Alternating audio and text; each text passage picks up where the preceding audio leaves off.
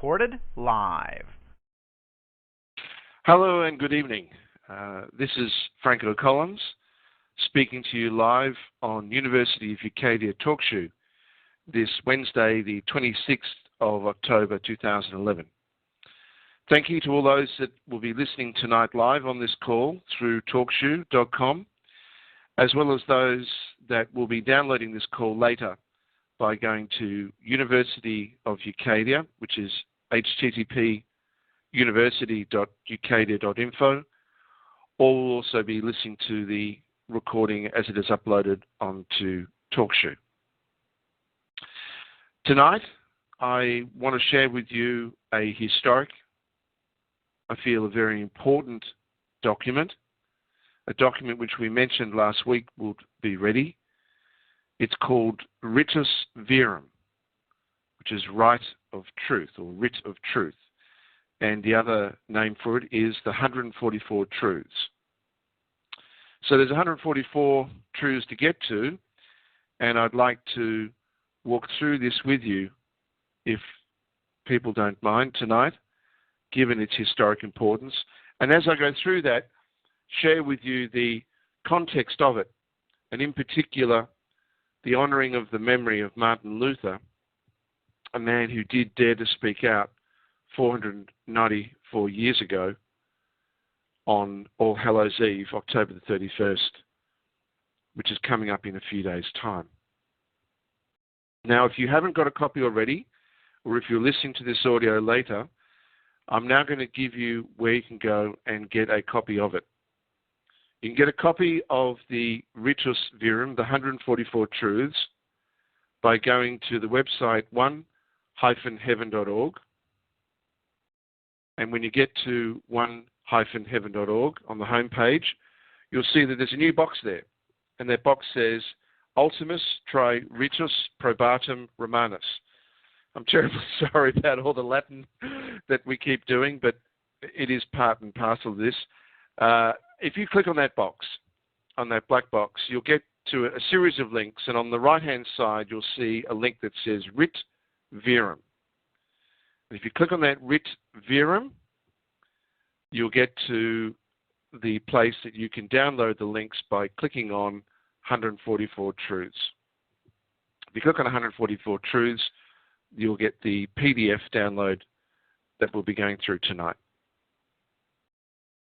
For those that are new to the call, just to remind you how we normally do these calls, what I like to do normally is for the first hour, cover new points with you, cover new research with you. Tonight we're just going to be focusing purely on this. And then in the second hour, I look forward to getting your questions, your comments, by getting you to type in either a question, by putting all caps question into the chat, and then we'll read those questions off, or by pressing *8 or #8 and getting to the queue, where I'd love to hear from you and hear your questions live. Let's get started then on Ritus Verum and the context. I'm just going to refer to some comments in this page, Ritus Verum, which I've referred you to on the website One Heaven. And the first point I'd like to make is how extraordinary it is, as time goes by, that the ruling elite change things before us so that we forget how important certain days were. When we think of October the 31st, we now think of Halloween. And most of us are children of Halloween, so that we think that Halloween is dressing up as ghouls and goblins, devils and dragons, that we share sweets through the concept of trick or treat, and that we celebrate this holiday evening. Well, for 400 plus years, far from it being a pagan holiday, October the 31st was celebrated as Reformation Day, a day considered sacred to anyone that genuinely believed in liberty, that genuinely believed in freedom and equality, that gave a damn about this world. Because Reformation Day was the true day that celebrated what it meant to protest, to stand up against tyranny, to stand up and be a patriot, to stand up for your community. Because it was the day that celebrated the original true protesters, not the part-time latte protesters that we've seen in different parts of the world today, not the dress up, wear the flag, go back to basics, Tea Party movement that we see. These were the real protesters, people that genuinely were prepared to stand and, in fact, give their lives for freedom, for an ideal. And it started with a man, Martin Luther. We have forgotten so much that when you hear the word Martin Luther, most children now think you're talking about Martin Luther King. Martin Luther King was named after Martin Luther. On October the 31st, 1517, approximately 494 years ago, Martin Luther posted on the door of All Saints Church in the town of Wittenberg a document that was to change the world, his 95 Thesis. Now, unfortunately, we don't have an original copy of Martin Luther's 95 Thesis. We only have copies that are alleged to be Martin Luther's 95 Thesis. And if you want to see the terrible and horrendous fraud and forgery that is alleged to be Martin Luther's 95 Thesis, I've actually given you the link there, and you can click on that page on one-heaven.org. Click on the black box there, go down to the link of Writ Virum, and you'll see that there is also a link there for 95 Thesis in blue. We know this is not the original words of Martin Luther, who started the whole protest movement. We know this for two obvious reasons when you read them. The first is half the phrases, half the statements are in praise of the Roman cult.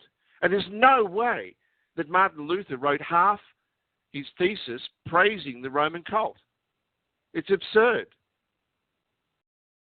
And yet the modern hierarchy of the church, the modern hierarchy of the Church of England, of the Protestant religions, of the Calvinists, and all the others now today are willing to stand and swear blue in the face that the 95 Thesis that they produce and publish is authentic. There is no way Martin Luther spent half his arguments in praising the Pope. The other reason we know this is a forgery is that for the remaining half, there is no way that Martin Luther merely spoke in esoteric theological terms, technically, about indulgences. Why can I be so certain? If the most valuable artifacts had not been deliberately destroyed in a beautiful ancient city in World War II that had openly pledged to the Allies and to the Nazis that they were a city of refuge, a city that refused to take sides, a city that refused to have any military instruments or buildings or factories, so that everybody knew that this city would maintain its integrity. If that city hadn't have been deliberately destroyed, then I believe I would be able to show you what Martin Luther had written. But unfortunately, a sacrifice of 250,000 souls of men, women and children, of innocent men, women and children, and priceless artifacts in the city of Dresden, where they were burnt alive under the orders of Eisenhower, under the orders of the President of the United States and his elite advisors, murdering 250,000 people. We don't have that anymore. But whatever Martin Luther wrote, it was so dramatic, it was so significant that it changed the world forever. If it wasn't for the true 95 Thesis that we no longer have, there would have been no protest movement. There would have been no peasants' revolt. There would have been no change to the feudal system. There would have been no Reformation. There would have been no King James Bible. Anyone that professes to believe the King James Bible, and as you know, there are a few people out there that do, if they have an ounce of credibility in their lives, if they have an inch of patriotism in their hearts, then by God, they should take back October the 31st as Reformation Day and stand up with all those who are listening to this call side by side. But as you know, there's far too many people who will say one thing and do another. There would be no Church of England. There would be no Protestants. There would be no Calvinists. There would be no Lutherans. There would be no Baptists. There would be no evangelical. There would be no philosophy of liberty and the freedoms and the aspirations that we believe that we live under, or some people believe we live under. Some other people know just exactly what kind of tyranny we do live under. But the idea would certainly be vastly different to what it is. And it comes back to this point, October the 31st, 1517. Well, we know that the memory of Martin Luther has been disgraced, and we know that the memory of true protest has been corrupted. So what do we do? UCADIA, and there are many things that people say about UCADIA. When I raised concerns last week, and all I said was concerns, I never named names, I merely said that when people use information and make presumptions that have no basis, far from helping people, they can hurt people. Because I made that statement of truth, there were people who vomited forth, once again, where they said UCADIA is a cult.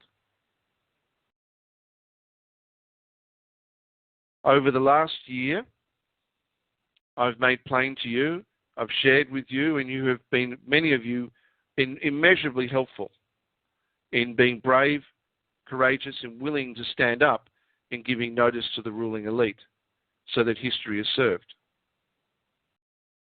And now we find ourselves at this point. In a few days, we will come to October the 31st again. Now, history tells us that Martin Luther, in the first instance, only nailed one copy of his thesis to one door, the door of the Church of All Saints at Wittenberg. And this was what was the public notice and public record at the time. That's what the public notice and public record was. It was the church doors. Presumably, there are other things on those doors as well. Well, let's go through this then, the Ritus Virum tonight. Let's share the contents of it. Let me explain to you how and why it's been written. And then please consider what you feel you can do. Now, I'm not asking anyone to go out and start putting nails in church doors. Certainly that would be a recipe for being arrested. But there are many notice boards. There are notice boards in the local clerk's office. There are notice boards and public notices in the chambers of councils and counties and districts and state parliaments. There are all manners of places to put